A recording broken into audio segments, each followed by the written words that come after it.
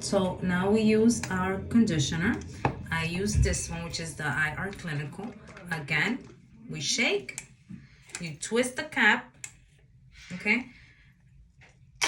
This is the amount that I use.